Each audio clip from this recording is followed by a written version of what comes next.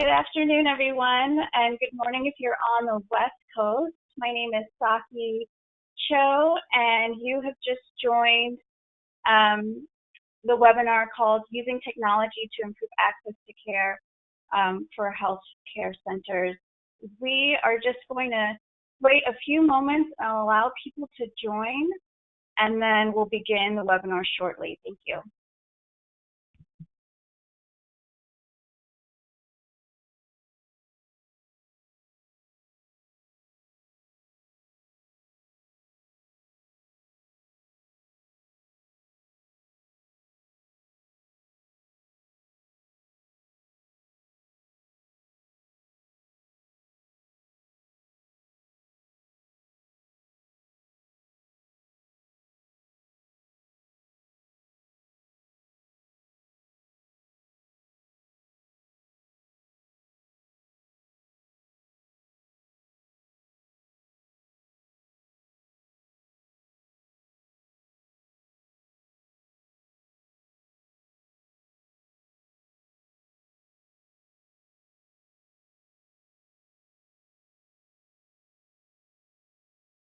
Hello, everyone. Good afternoon. My name is Saki Malik Cho, and I'm the Director of Research Policy and Health Promotion at the National Center for Health and Public Housing.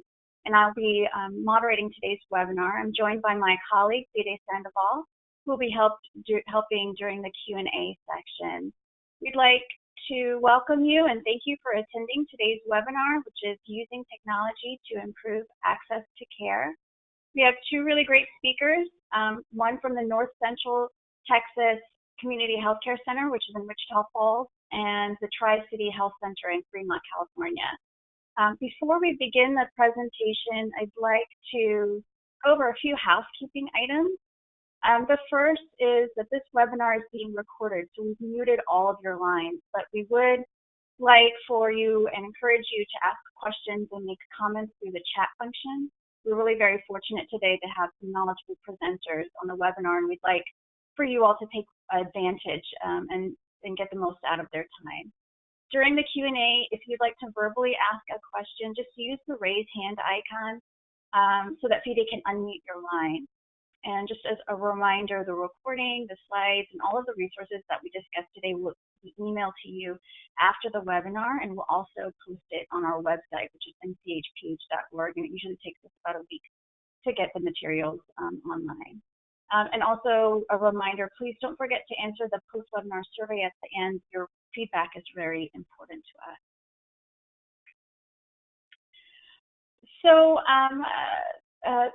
So the use of electronic communications, such as emails and patient portals and text messaging, can be a really useful tool in the practice of medicine and can facilitate communication within a patient-provider relationship. And there's been a real recent push for electronic communication to be used more frequently as a means to improve quality of care. So this webinar will explore the different technologies and the devices that are used by health centers to improve their communication with patients, their access to care, and provide some examples and the lessons learned. So here's the brief agenda for today. I'm going to provide some introduction and some background data on the use of digital communication platforms at health centers that are located in or immediately accessible to public housing.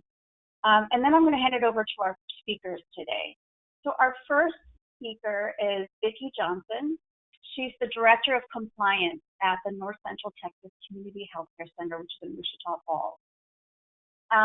She's responsible for the oversight of the Quality Improvement Program and the Risk Management Program, and she's received a number of certifications in healthcare compliance and healthcare privacy. Next, we will hear from Gaurav Tyagi, who is the Information Systems Director at Tri-City Health Center in Fremont, California.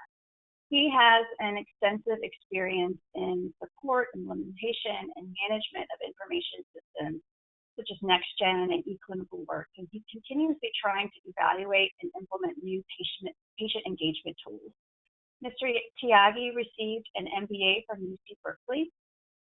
And so then after the speakers are done, we'll have our Q&A period, and we're hoping that by the end of today's presentation, you'll be able to describe the different electronic communications platforms that are used by health centers, you'll be able to explain the use of communications technology and how they can increase access to healthcare, and you'll be able to list benefits and challenges of electronic communication.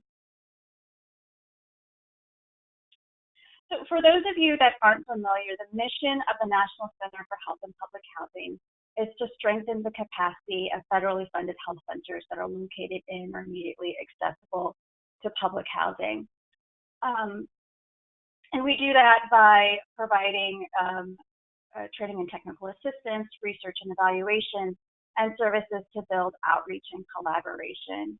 We work directly with health centers and housing agencies to improve access, quality of care, and health outcomes for public housing residents. We're funded by the Bureau of Primary Health Care at the Department of Health and Human Services, but I should note that the opinions that are expressed here in the presentation are that of the National Center and not of HHS. So according to the Digital Health Consumer Adoption Survey, a growing number of Americans are using digital health services and technologies to address their health needs. In 2018, there were approximately 89% of the population reported using at least one digital health tool, compared to 80% in 2015. And when I'm talking about digital health tools, what I mean is the use of mobile tracking apps, wearable devices that monitor health, live video telemedicine, or accessing online provider reviews or health information. But the use of digital health tools really varies greatly by geography, whether they are in an urban or rural setting, and by socioeconomic status. So low-income individuals are less likely to adopt it or utilize a digital health communication system. And considering that low-income populations are more likely to have poor health outcomes, the population that really has the most to gain by using these systems have not yet taken advantage of them. So we at the National Center saw this as an opportunity to promote these technologies to improve the health outcomes of health-centered patients. And we just developed a report called Bridging the Digital Divide. And the purpose of the publication is to provide a guide on a range of available health technologies, their applications and examples and lessons learned from health centers that have used them. So the publication focuses on how digital communication platforms, including mobile technologies and telehealth programs, can be used to elevate access to care, increase patient education, and improve patient adherence. So the report will be released later this month, but I would like to present just a couple of the facts that we've done from our UDS analysis from health centers that are located in or immediately accessible to public housing. So the first is that a little less than half, around 44% of health centers and are accessible to public housing are using telehealth services. And so for those that are, the top 3 types of services that are provided through telehealth include mental health services, specialty care services, and managing patients with chronic conditions. Of the 56% of health centers that aren't using telehealth, they provided qualitative answers for reasons why they weren't. And so we analyzed that information and found that many of them, around 35%, were in the process of either reviewing their capacity or their ability to provide those services. Maybe they were in the planning or implementation stage, or they're planning to provide telehealth in the future. Another group, around 27%, found that telehealth services weren't appropriate or needed in their settings. Either their patients preferred in-person, face-to-face contact, they had a robust referral system in place, or they had the capacity for providing the suite of services that were needed for their patients. So telehealth just wasn't a priority. But the majority of these health centers, around 40%, said they either lacked resources or the technology infrastructure for telehealth. They either lacked capacity, they found the cost too high, or they're unable to be reimbursed, or it was difficult to find specialty care providers.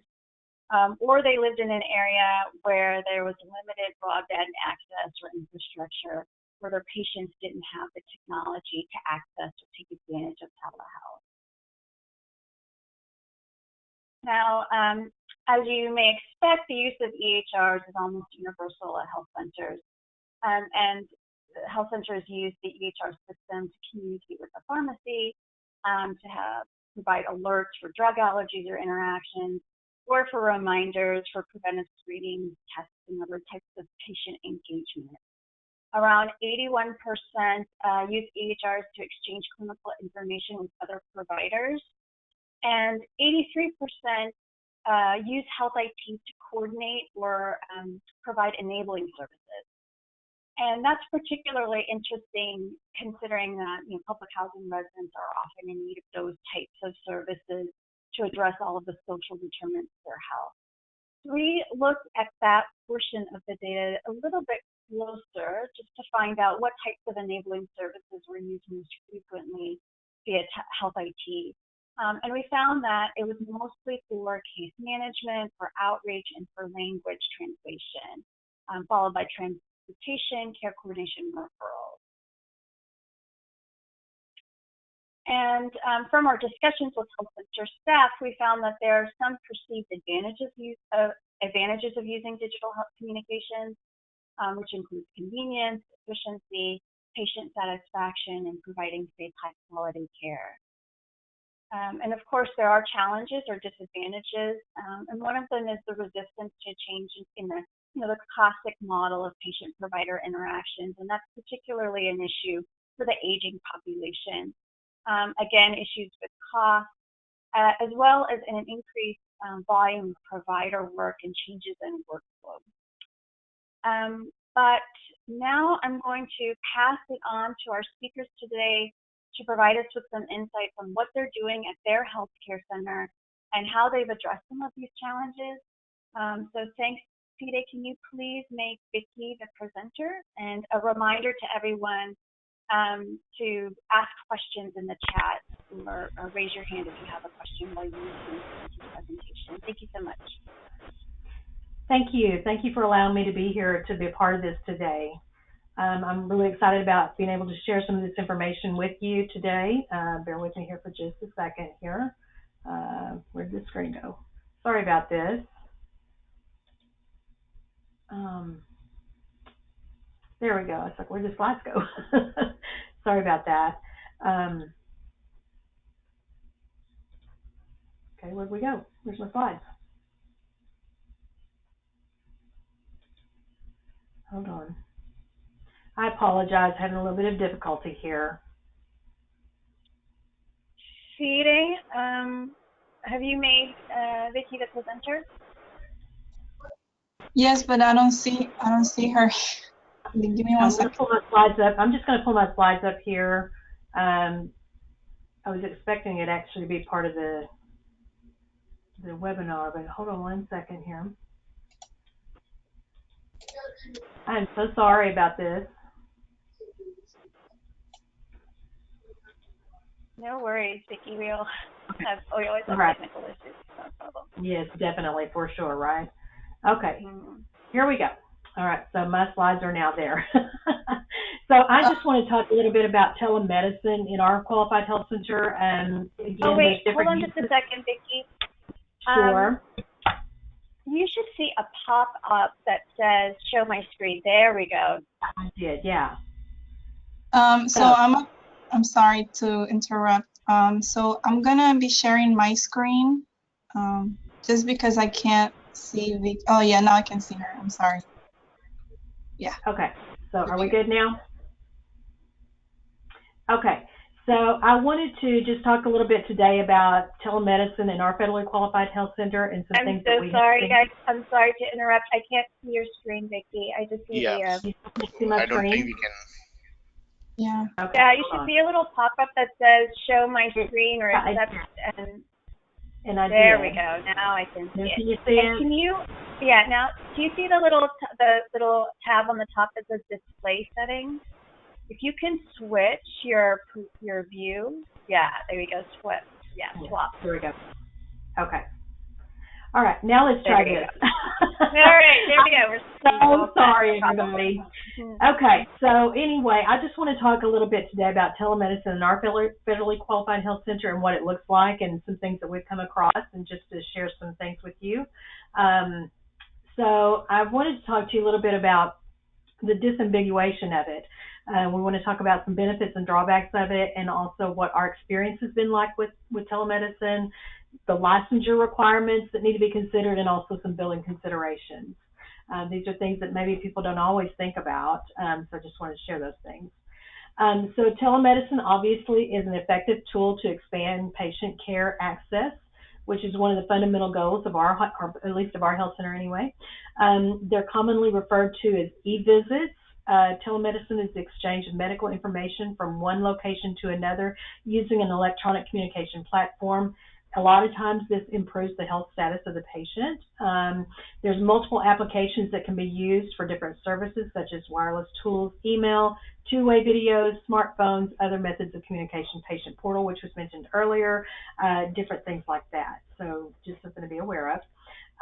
So when we talk about telemedicine and telehealth and how it improves access, we just have to keep in mind that it's not limited to just video conferencing, that there are other platforms as part of that. So the benefits are that obviously it's an improved access to primary care, especially in remote areas. Like we are in Wichita Falls, Texas, and within the city it's not so remote, but we serve 14 different counties in our area, and they are very remote. So we're talking, I forget now what square mileage is, but it's a very large area. And then we have another clinic that is 2.5 hours away. So, this is one of the things that we have to think about when we're exchanging information. Also, we are limited in our consults that are available through specialists because we are limited in the ones that will accept our patients, and so therefore using the telemedicine option is sometimes helpful to be able to give patients access to that specialty care that they might not otherwise be able to have. Also, when we talk about cost effectiveness, it is one way that can be very cost effective to deliver care. And we know that the studies have shown that the quality of care has been improved as well. The drawbacks, obviously, there are regulatory limitations that vary from state to state. Texas has some very interesting rules about telemedicine. There are also connectivity issues to consider. If you are in areas where there's limited broadband or the connectivity is not great all the time, that can be a problem.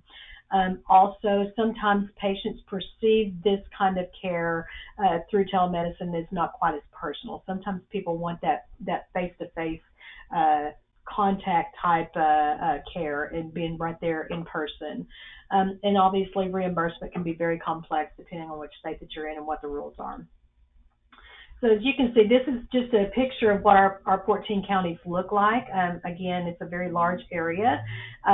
From Wichita Falls to Cottle County is close to at least 120 miles, just going that direction. So like I say, the area is pretty big, and going down to Young County, again, it's another 70 or 80 miles that way. So it's a very large area that we deal with. So like I say, one of those clinics is 2.5 hours away down in Collin County, and so that can be a problem if we don't have good ways to communicate. So also, with us being a teaching facility, we have PA students, advanced nurse practitioner students, and behavioral health interns. And so in 2020, we're going to also have medical students from osteopathy that will be here for 3 years rotation. So using telemedicine is also a really good way for preceptors that are at the universities, for example, to be able to see what these folks are doing and be able to watch them as they deliver the care to make sure they're meeting all the elements that they need to meet. So that's just something to consider as well. The use of telemedicine has been very effective, like I say, in that way, and also our Nurse Family Partnership Program. They do provide telehealth services to first-time moms who are at high risk for poor outcomes. They don't always have the transportation to be able to get to the health center and things like that. So the Nurse Family Partnership Program, the nurses actually go out to the homes most of the time, but there are occasions when that person is not at home and they have to reach them through this telemedicine mechanism. So there are some considerations. We haven't talked about privacy considerations in this necessarily, but the licensure considerations I do want to talk about. Please think about your state regulations that apply to telemedicine. In Texas, for example, a licensed independent practitioner can provide telemedicine within the state, but requires an out-of-state telemedicine license before he or she can provide those services across state lines. So that's something I don't know that everybody's aware of, and you might check within your state to see what those rules are. The next thing is regarding billing considerations. FQHCs are authorized to serve as an originating site for telehealth services if we're located in a qualifying area. The originating site is the location of an eligible Medicare patient at the time the service being furnished via telecommunication system occurs. FQHCs that serve as an originating site are paid an originating site facility fee. We are not authorized to serve as a distant site for telehealth consultations. Now, these are things that come out of CMS, so just be aware of that. Those are pretty much verbatim of what they say there. The cost of a visit may not be billed or included in the cost report. There's things like that to consider. And also, like in Texas, the Medicaid program has two distinctly different definitions. One is telemedicine, one is telehealth, where telehealth refers to other health services that do not require clinical assessments, diagnosis, and treatment. Like this covers live video for office consultations, outpatient visits, and those kinds of things. There are different services that Medicaid allows in Texas that doesn't allow in other circumstances. Medicaid defines the purpose of telemedicine and telehealth services, those that require the use of advanced telecommunications technology other than the telephone or fax, and includes two-way video, audio, or data transmission, store and forward care, those types of things. Now, another thing to think about too is, for example, in translation services or interpretation services, like in our center, we use Marty, which is it's a face-to-face that's done like through an iPad type thing. But anyway, so that is a service that we use. That's another situation where telemedicine can actually be used to help us to achieve our goals. Covered health services, like I said, just make sure you review your state guidelines for Medicaid to see what those services are that are covered before you take on telemedicine, and just be aware of that.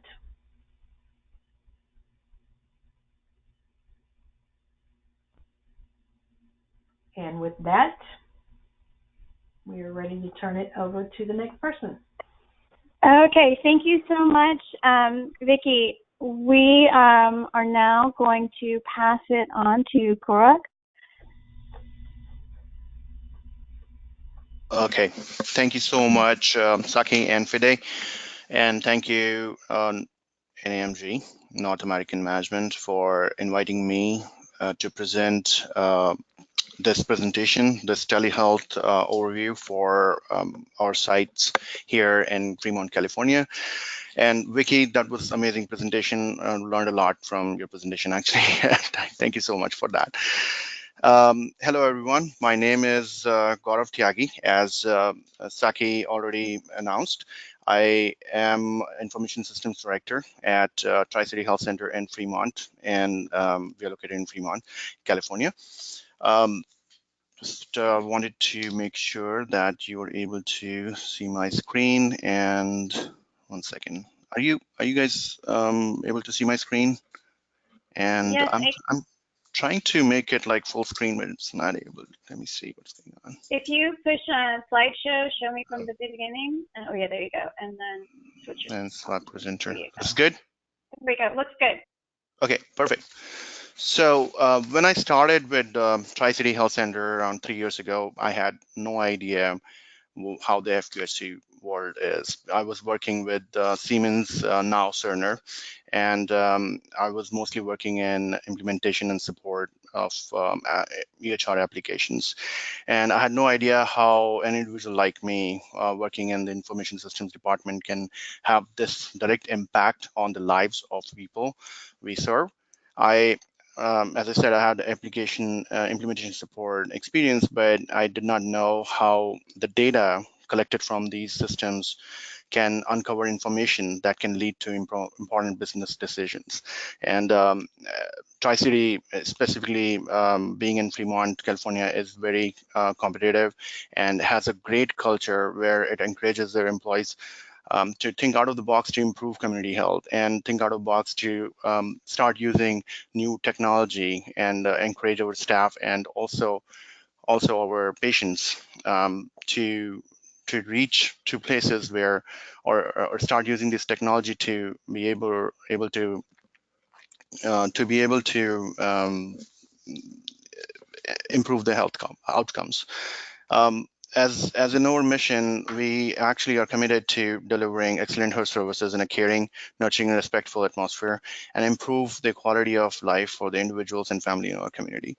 We serve in 3 cities. That's why the name Tri-City. We serve in Fremont, Newark, and Union City, and we have been serving these service area since 1970. We started HIV services and our teen clinic in 1992 and became FQHC in 2003. We started our public housing clinic in 2012 and school link services in 2015. We serve in 6 different locations. These all locations are pretty close to each other within Fremont. And we have 3 mobile vans that serve schools, seniors, and homeless population. We are building our new location, which is also nearby, and we will be serving patients with substance use disorders at this location. We have medical, dental, vision, behavioral health, chiropractic, acupuncture, podiatry, and dermatology services at these locations. We last year in 2018, we served around 26,000 patients and saw with like 170,000 patient visits.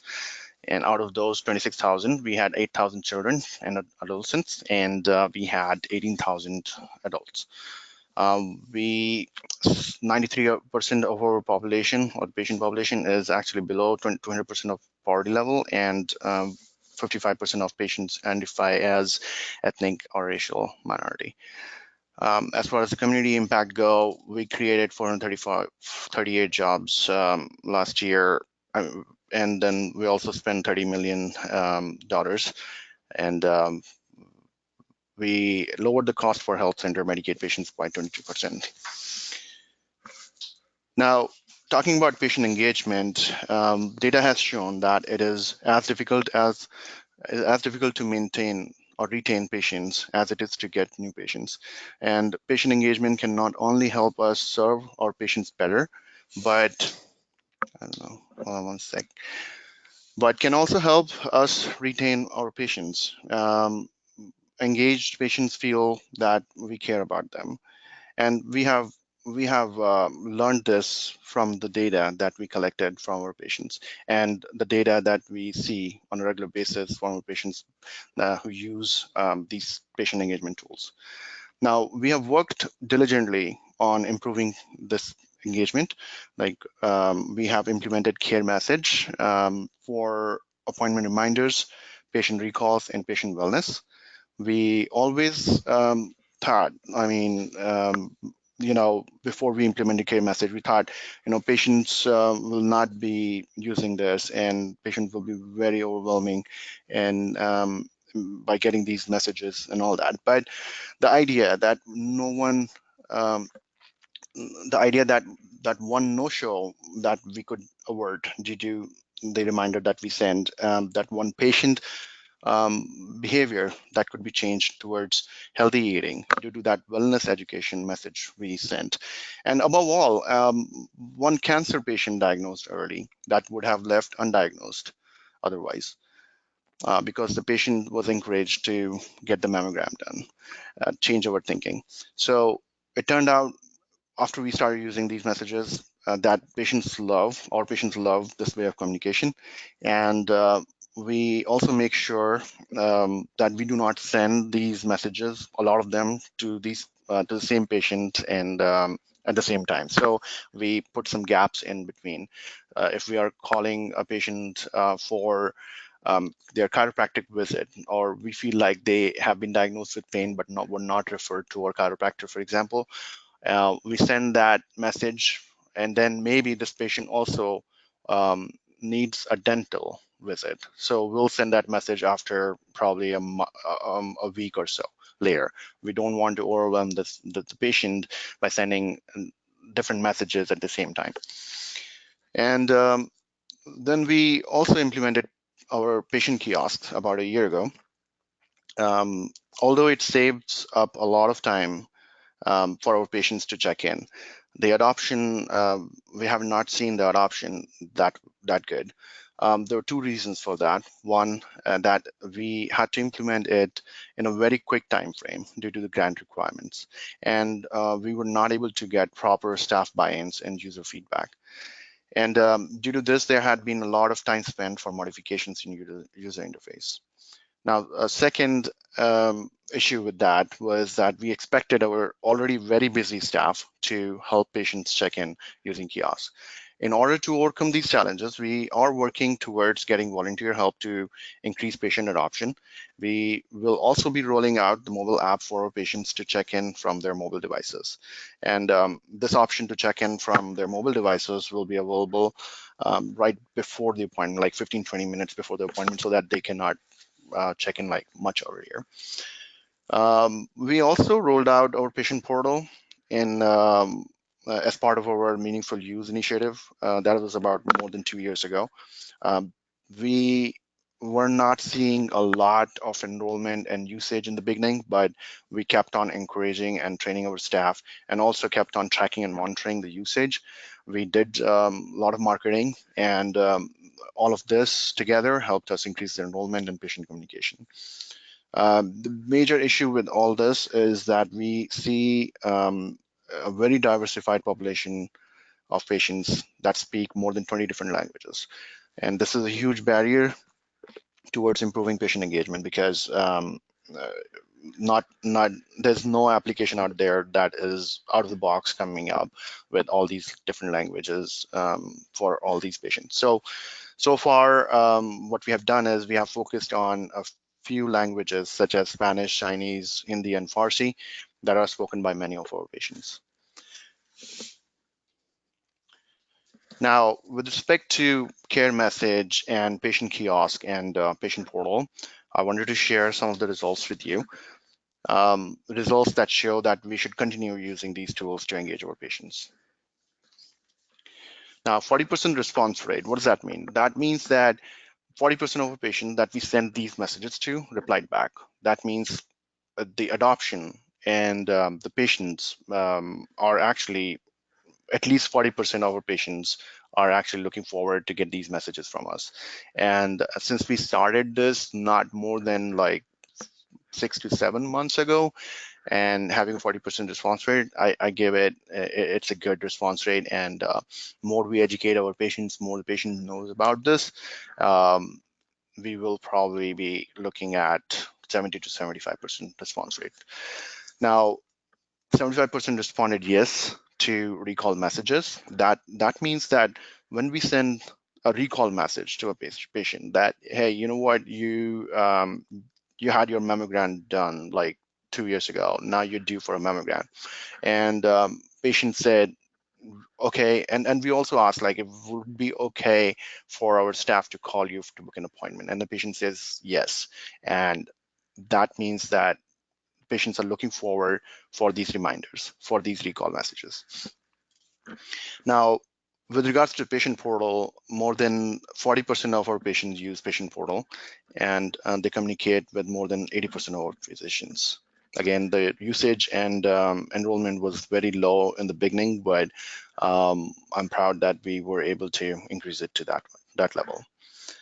And with all this, we also have seen 10% increase in number of visits since 2017. So 2018 showed a 10% increase in number of visits. Not everything is, of course, can be contributed towards these tools, but significant percentage is due to that. Now, we also know that the patients want to get engaged with the health providers. We are collecting the data, and these tools give us a better way to collect this data. We know that we are making a difference in patients' lives and their families' lives by enabling them to have that cancer detected early, helping them live their lives healthy with those wellness messages. And we also help them avoid unnecessary ER visits. I'm going to talk about a little bit, talk a little bit about the future plans that we have at Tri-City, and I'll start with telemedicine. These plans actually are in the works. There are some telemedicine initiative we are working on right now, and some we will be actually looking in some future, like in a couple of years. So first one, we are actually doing store and forward for our derm.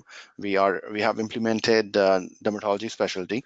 We have camera equipped devices at each site, and our medical assistant takes pictures per physician's request and send these pictures to referring dermatologist.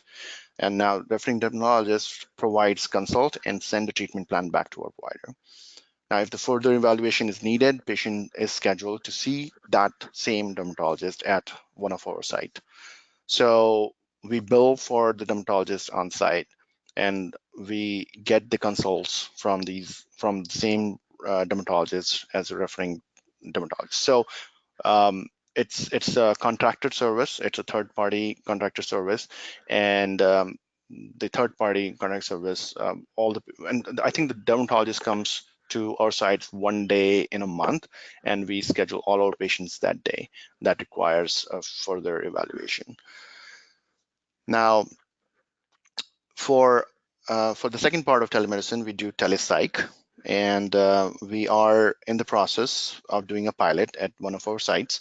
We already have Zoom-enabled cards at one of our exam rooms at pilot site, and patients will be referred by the BH provider, and an appointment will be scheduled.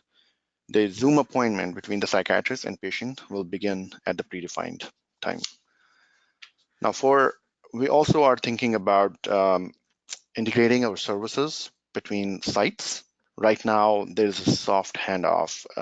Like if a medical provider sees some symptoms or some things with the patient that enable the provider to refer the patient to our BH services, behavioral health services, or vision, or dental, or chiropractor, they ask the MAs to book an appointment, and the chances of that patient going over to see that provider are very low. I mean, that appointment may very well be end up in like no show. So our idea was to have the patient seen right there and then using the telehealth services. So in that process, patient will be seen by the medical provider.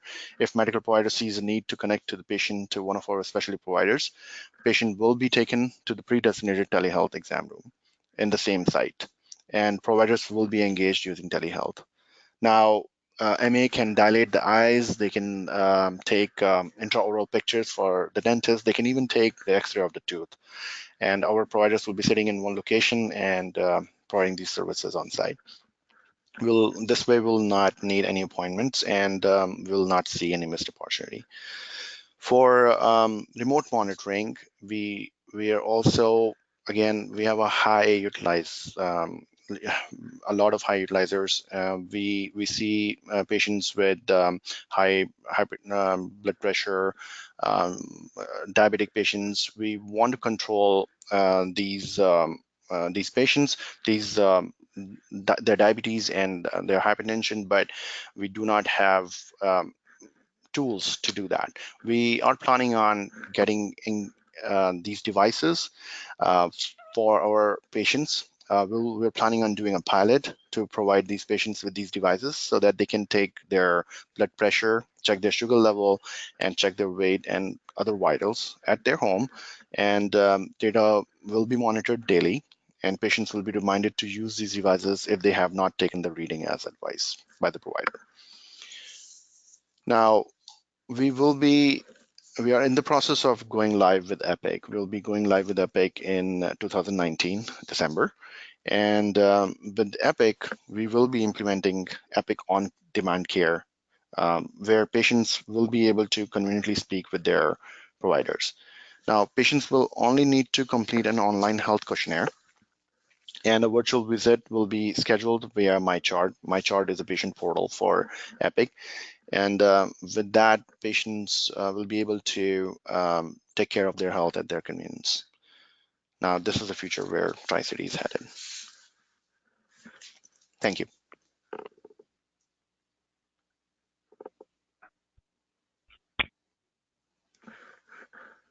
Thank you so much for both of those presentations. There's a lot of important issues to consider from Vicky's presentation and a lot of practical information that you provide, Gaurav. I appreciate it so much. And I'm so glad that the both of you are here today to answer and field questions. I'm going to ask Fide to let me know if we have any questions in the chat that's up for Q. Fide, do we have any questions or any hands raised?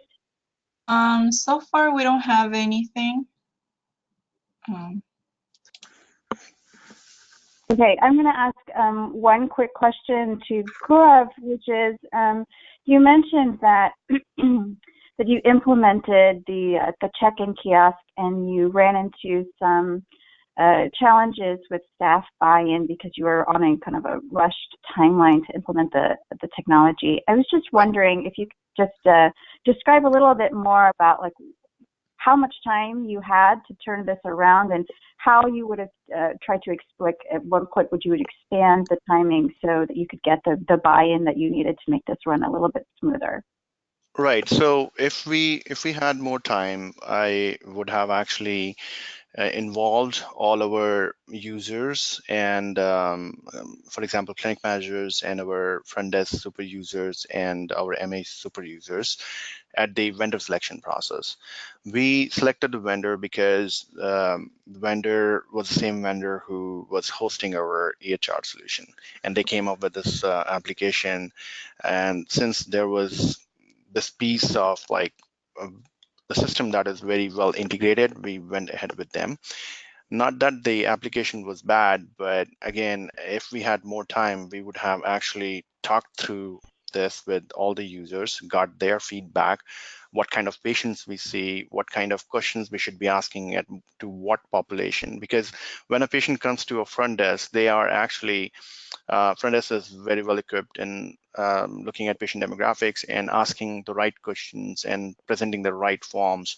Now, almost every patient demographics, depending on their age, their ethnicity, their language, these questions, especially when it comes to UDS, can be changed. And we did not actually implement that in the beginning, and we just had the system. We just took the system from the vendor and rolled it out in all like 3 or 4 locations as pilot sites.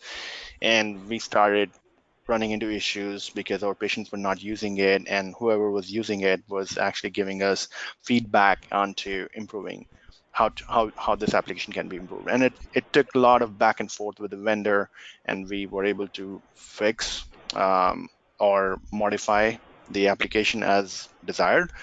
But again, I mean, the major issue here was that we should have taken our time before we actually move forward with this application to implement it properly.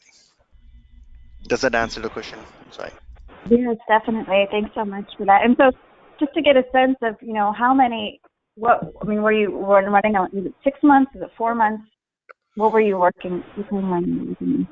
Right. So we implemented the system on 3 sites within a month, because that was that was like that entails putting like a couple of kiosks on each location and making sure our registration form is there, and making sure that our application is actually integrated with our EHR system, and all the data can be utilized, and the patient can check in automatically. So all this testing and everything was pretty quick.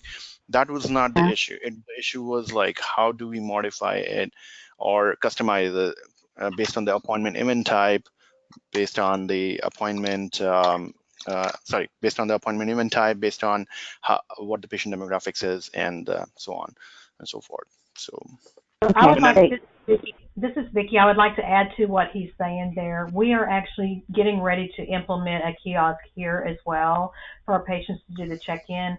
And we did actually have a whole team of people that set in on the evaluation of the different products that we looked at. because we wanted to make sure that the functionality was meeting what we needed. And so I would agree with him 100%. Make sure you get all the appropriate team members involved when you're doing the evaluation of the product, because they can ask questions that you might not think of. Absolutely. And thinking about those processes that they do on a day-to-day basis, it's extremely important that they be involved in that evaluation process. The other thing too is making sure that you want to make sure you check your references in those situations too, to make sure that people, because people will tell you that the product does this, but in reality it may not. So you want to make sure that you're checking those references, part of it. Now, we have been in the evaluation process for quite some time, and we are just now getting to a point where we're getting ready to make a decision about which product we're going to go with. But it's probably been 9 months into the evaluation and determination which product we were going to go with. It's probably been about 9 months, and so it has been a long, tedious process, but we are just about there, and we're really super excited. But we know that there's going to be some things that we're going to have to work through, even as we bring in whichever product we go with. So, great, thank you so much. I think Fide says that we have a couple of questions in queue. Fide, passing it on to you. Yes. So we have one question from Ali Cruz. And it says, with the registration, does it go into the EHR directly, or does the front desk staff have to transfer the information back into the EHR? So I can take that question. So the application, the kiosk, is designed to have everything integrated into EHR. As soon as the patient comes in, and there's a workflow process where patient is presented with a list of questions, and it also presents whatever we have in our system. So it's a two-way interface. Patient will be shown their patient demographics and asked if there has been any change. Then there will be certain set of UDS related questions. If we already have those questions in our system, it will show those answers. And if there has been any changes, the patient will then make the change, and the system will take it, and it will be integrated back into our system.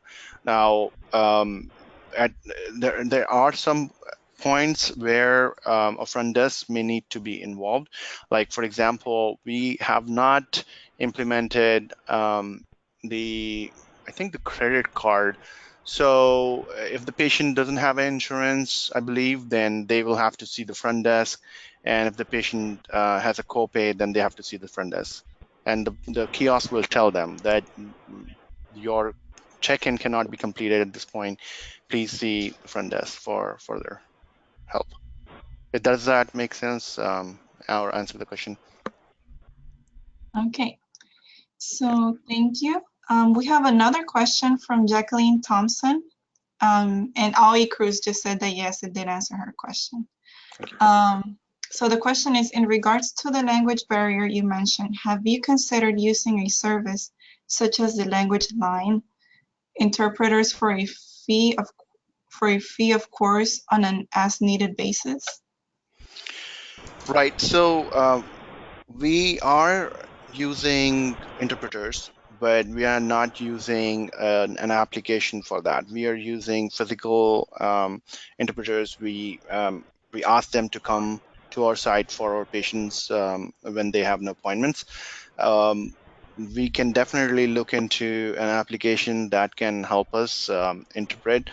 But what I meant was, so that is more for our patient population that we see in-house. But for these telehealth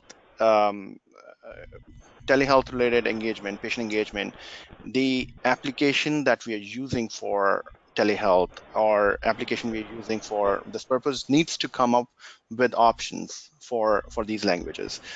Maybe we can integrate, but I don't understand how a patient using an application from home, for example, will be using the third-party tool for the language option.